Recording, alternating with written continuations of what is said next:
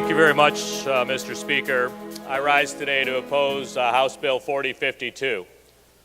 I'm not going to speak at all on any of the items that deal with wage and benefit laws.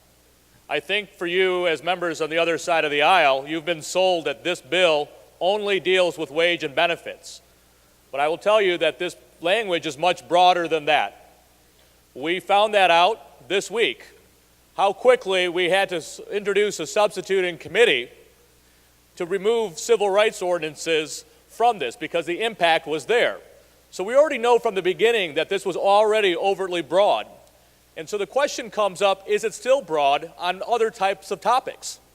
I offered two amendments today that I believe show that this bill in current form is still too broad. The city attorney in the city of East Lansing contacted me yesterday and said their reading of Section 10 makes them believe that they cannot tell a bar or restaurant, as part of their special use permitting process, what time they can close. That they cannot tell a business, if they are in a mixed-use project, what time their hours are. And that they would then eventually fall to a state standard instead of a local standard. So if you would like a bar to close earlier or not to be open on a specific day, that this would not be allowed to because of the relationship between employer and employee that you find in Section 10.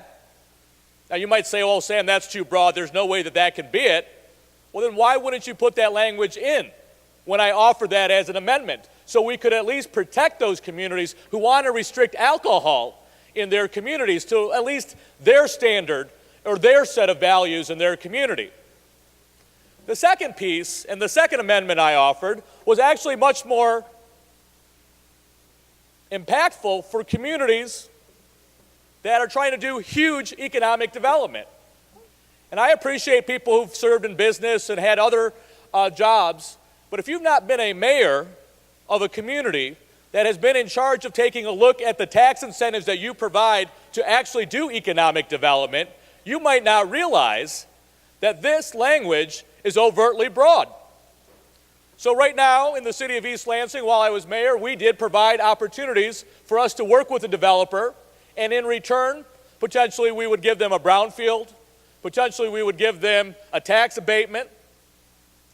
And what this does right now is it restricts the types of provisions that local communities would often put into there. These are voluntary arrangements that a developer comes to a community and asks for something financial. They ask for a tax abatement. They ask for a brownfield tax credit. They ask for something from the city that they provide financially back to that local community. And today, what you're doing in this bill is restricting what a community can ask for when they're giving away millions of dollars to a developer.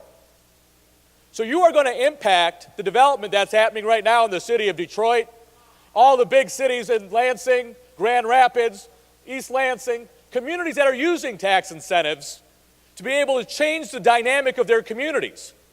To be able to do big projects requires an opportunity between the local government to work with their developer. You are now handcuffing those local communities. And so I rise with my colleagues who have stood to oppose this bill. Many of them are talking about the issues that are facing wage as well as benefit laws. I agree with them. But again, you have been sold that that's all this bill does, when in reality it goes much broader than that. And we had an opportunity to fix some of these things so we don't stop economic development in communities.